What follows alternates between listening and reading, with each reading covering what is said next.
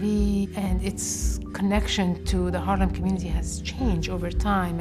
It's a very different world. And it's not gone. HIV remains very much a part of the fabric of the community. And the next challenge is how to prevent new infections, particularly amongst men who have sex with men. Also, women of color are still getting infected. So I think those are the two populations that we have to make progress in trying to prevent new infections in them.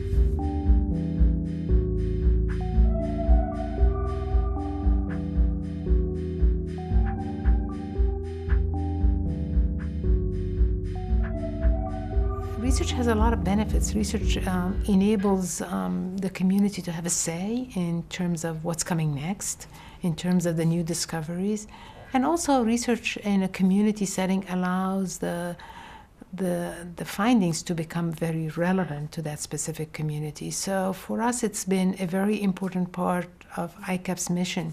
It is pretty amazing that we can do the kind of cutting-edge research that we're able to do in that setting. And again, I just feel that, you know, we're surrounded by a community that really needs more options. And also we have new discoveries as well. And one of the new discoveries is the use of what's called PrEP, which is pre-exposure prophylaxis. And that simply means that a person who's at risk for getting HIV infected, who doesn't have HIV infection, can prevent getting infected by taking a pill.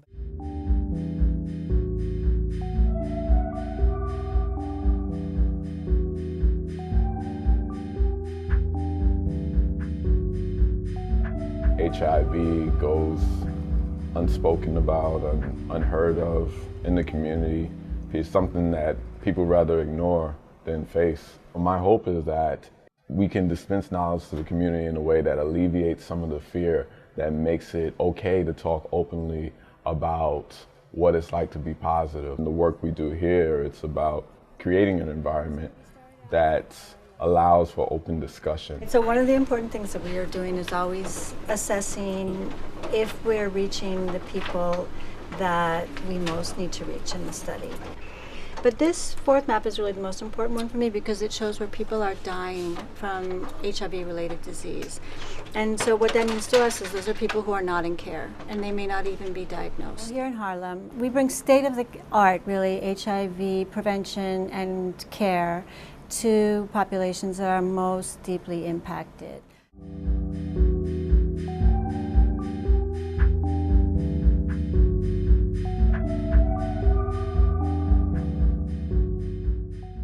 I feel like I'm kind of known in this community, so the guys see me on the street, so they just automatically say, Robert, what's going on at the research center? Can I be a part of it? We like known in this area. Harlem Prevention Center, good morning, this is Robert, Star Study, how may I help you today? Okay, Matthew, my name is Robert, this is Harlem Prevention Center. Have you ever been tested for HIV? Okay, Matthew, it appears you are eligible to take part in the STAR study, sir. So there you have it in a nutshell. We had a potential client's call in, and he's actually eligible. He's a young African-American MSM, and he's really interested in the study. So he'll be here Thursday morning for his appointment, and he seemed kind of nervous because he actually confided in me that he'd been having unprotected anal sex for the last week. So he's very much nervous. So we had to comfort him on Thursday, and you know, hopefully everything gonna be okay with his blood work. Really about facilitating access to HIV prevention services, which certainly exist in New York City, but sometimes are not where the people are who need them the most.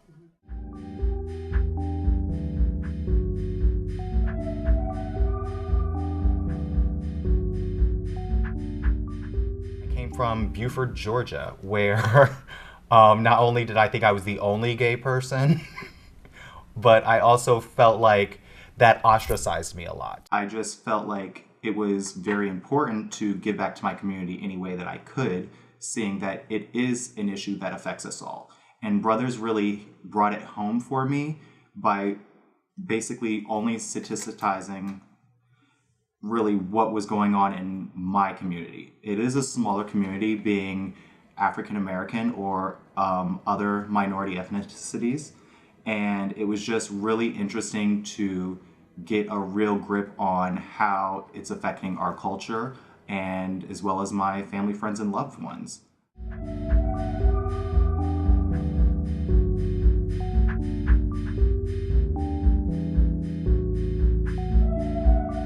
South Bronx is, by some measures, the poorest congressional district in the United States. HIV is related to poverty in very complex ways. People of color, and particularly African Americans, suffer from this inequality the most. In the community of men who have sex with men, there's an awareness of these products. There's a sense that we need these products. We may be at risk. And that's not really the case among the women that we work with in the South Bronx.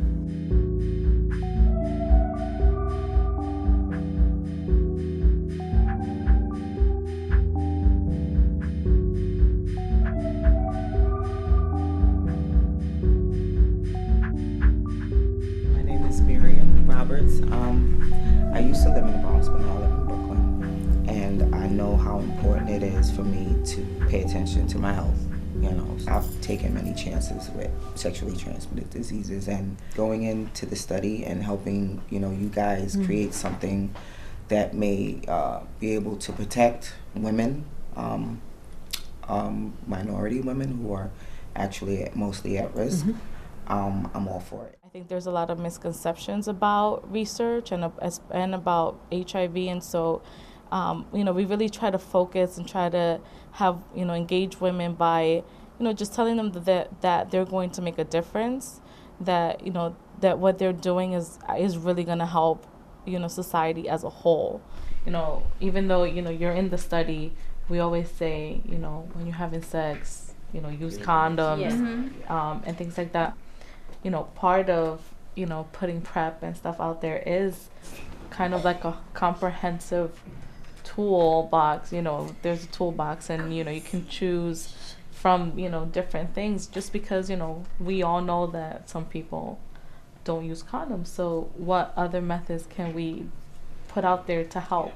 Learning about the gel, like, you know, that being used as a protective barrier, you know, I thought it was like something that you have to take internally. This is something topical working its way in. That kind of, you know, impressed me. The gel, I think I probably would use it. Once it was in, it was in. I mean, for me, that was my experience. Exactly. That I'm helping to bring out a product that can possibly change the world. That's something that they need to live by. I'm living by example by showing them. So that's what it's really all about for me, why I did it. The idea, the goal is to provide options. And motivating people to want to use it, and thinking about ways to make it something that we can all talk about. I think one of the most important lessons we learned from the earliest years of the HIV epidemic is that we had to reach beyond the walls of the clinics and the hospitals. We had to really learn where our patients existed, what their life was all about, what their needs were, and try to meet those needs. And we're not embedded right in the middle of an academic medical center. We're, you know, in the community on a regular street. Without people coming into our community, that we might not be able to face it alone. In my eyes, the future of HIV would be a community that is accepting of all the tools that we have. There is a wonderful connection between what's done locally and what we do locally and what we do globally. I think they both inform each other. So we're a very interconnected world, and the lessons learned are flowing in both, are bidirectional.